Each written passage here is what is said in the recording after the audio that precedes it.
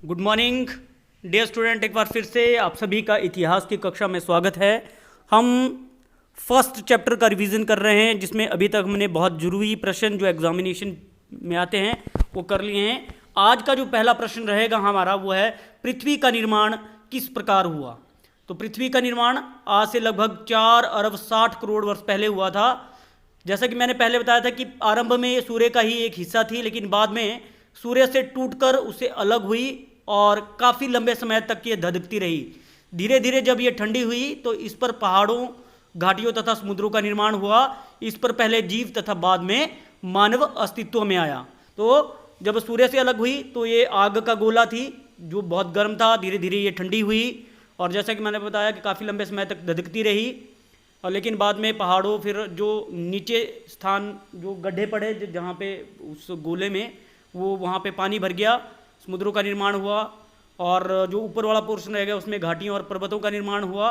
आरंभ में सबसे पहले जीव तथा बाद में मानव इसमें अस्तित्व में आया। तो ये प्रश्न एग्जामिनेशन में बहुत बार आता है, पृथ्वी का निर्माण कब हुआ। आज से 4 अरब 60 करोड़ वर्ष पहले पृथ्वी का निर्माण हुआ था। आरंभ में यह सूर्य का हिस्सा थी, बाद में उससे अलग हुई, काफ़ी समय तक धधकती रही।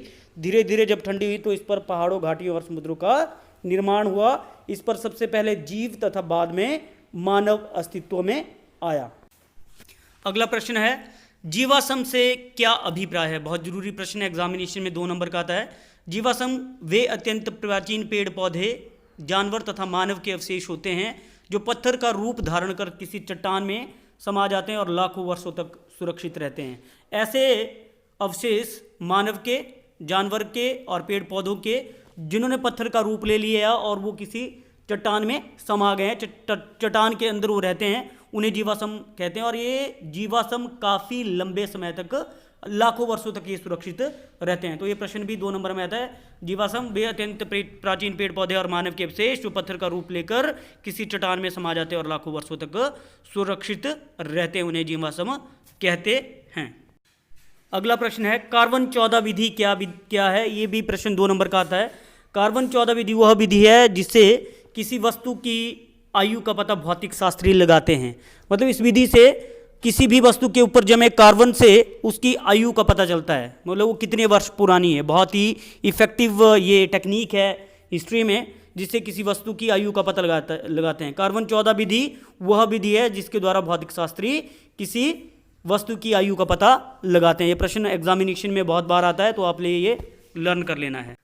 अगला प्रश्न जो एग्जामिनेशन में बहुत बार आता है, प्रजाति अथवा स्पीसीज से क्या अभिप्राय है। तो इसका उत्तर है प्रजाति, अथवा ये अथवा कर लेना है, स्पीसीज, विशेष की जगह स्पीसीज। जीवों का ऐसा समूह है जिसमें नर एवं मादा मिलकर संतान पैदा करते हैं। जीवों का ऐसा समूह जिसमें नर एवं मादा मिलकर संतान पैदा करते हैं उसे स्पीसीज अथवा प्रजाति कहते हैं।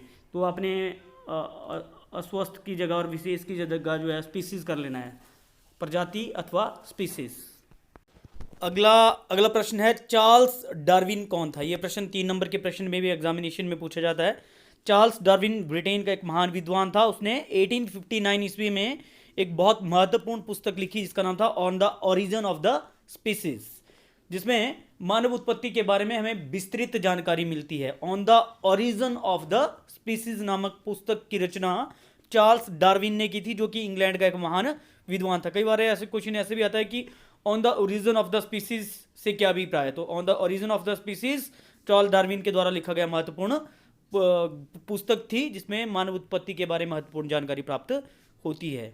अगला प्रश्न है, मानव विज्ञान से क्या अभिप्राय है। मानव विज्ञान एक ऐसा विषय है जिसमें मानव संस्कृति और उद्विकासीय लिखना। आपने यहाँ पे तो लिखना तो नहीं है, आपको पहले लिखाया हुआ है, लेकिन फिर भी आपने ये जब याद करना है तो उद्विकासीय पहलुओं का अध्ययन किया जाता है। तो मानव विज्ञान एक ऐसा विषय है जिसमें मानव संस्कृति के बारे में और उसके विकास के बारे में, किस तरीके से उसका डेवलपमेंट हुआ, वो सारा जो है वो ह्यूमन साइंस है। और this is very important question also from examination point of view. 2 number में एक प्रश्न पूछा जाता है, तो आपने इसको रिवाइज करना है, सुनना है बार बार, वो वैसे ही याद हो जाएगा। अगला है, क्षेत्रीय निरंतरता मॉडल से क्या अभिप्राय है। क्षेत्रीय निरंतरता मॉडल इस बात का समर्थन करता है कि आदि मानव या मानव की उत्पत्ति एशिया अफ्रीका और यूरोप 3 महाद्वीपों में हुई है। क्षेत्रीय निरंतरता मॉडल में ये कहा गया है कि मानव की उत्पत्ति 3 महाद्वीपों में हुई है, अफ्रीका, एशिया और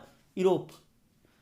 क्योंकि एक और मॉडल है जिसके बारे में हम आगे पढ़ेंगे, उसमें अलग से जो है वो कहा गया है मानव की उत्पत्ति के बारे में। लेकिन इन तीनों ही महाद्वीपों में हमें मानव उत्पत्ति के अवशेष प्राप्त होते हैं, जिससे क्षेत्रीय निरंतरता मॉडल जो है वो बताता है कि तीनों महाद्वीपों से उत्पत्ति हुई है। अगला प्रश्न है, प्रतिस्थापन मॉडल क्या है? तो प्रतिस्थापन मॉडल भी मानव उत्पत्ति के ऊपर अपनी प्रेडिक्शन देता है। वो बोलता है कि मानव की उत्पत्ति केवल एक ही महाद्वीप अफ्रीका में हुई है। तो एक ही स्थान अफ्रीका में, अफ्रीका महाद्वीप में मानव की उत्पत्ति हुई है, ये मानना है प्रतिस्थापन मॉडल को मानने वाला। तो ये प्रश्न भी एग्जामिनेशन में पूछा, हालांकि मैंने पहले भी बताया था आपको कि एग्जामिनेशन पोर्शन कट गया। ये प्रतिस्थापन मॉडल आपको एग्जाम में शायद ही पूछा जाए, मुश्किल आएगा, क्योंकि इसे जो है वो काट दिया गया HP board of school education के द्वारा। ये जो कटा हुआ सब्जेक्ट है उसमें ये आता, लेकिन मैंने ऐसे ही इसको रिवाइज करवा लिया। तो क्षेत्रीय निरंतरता मॉडल वाला पोर्शन आएगा जिसमें कहा गया है कि मानव की उत्पत्ति 3 महाद्वीपों अफ्रीका, एशिया और यूरोप में हुई है।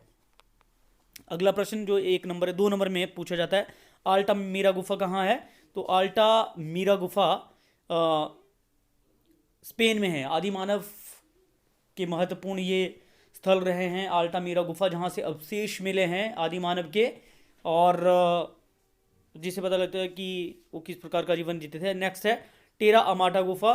टेरा अमाटा गुफा दक्षिण फ्रांस में स्थित है। ये प्रश्न भी एग्जामिनेशन में आते हैं 2 नंबर में, तो आपने ये कर लेने। बाकी हमने पहले जब चैप्टर को किया तो पूरे नोट्स आप लोगों को इसके लिखाए हुए हैं, बड़े डिटेल में ये सारा कुछ करवाया हुआ है, तो आपने उसको वहाँ से करना है। रिवीजन में आप लोगों ने ये इसको कर लेना है लर्न।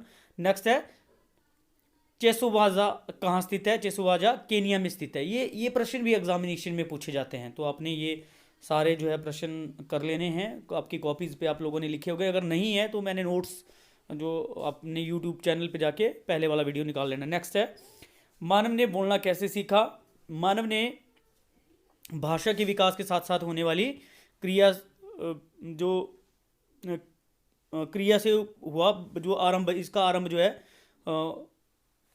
क्रिया से हुआ और उसके बाद ध्वनिया का रूप धारण किया। मतलब कि एक प्रोसेस थी जिससे कि ये भाषा बोलना जो आदि मानव ने आरंभ किया। तो आपने ये कर लेना है सारा डिटेल में, जो भी आप लोगों को बताया हुआ है।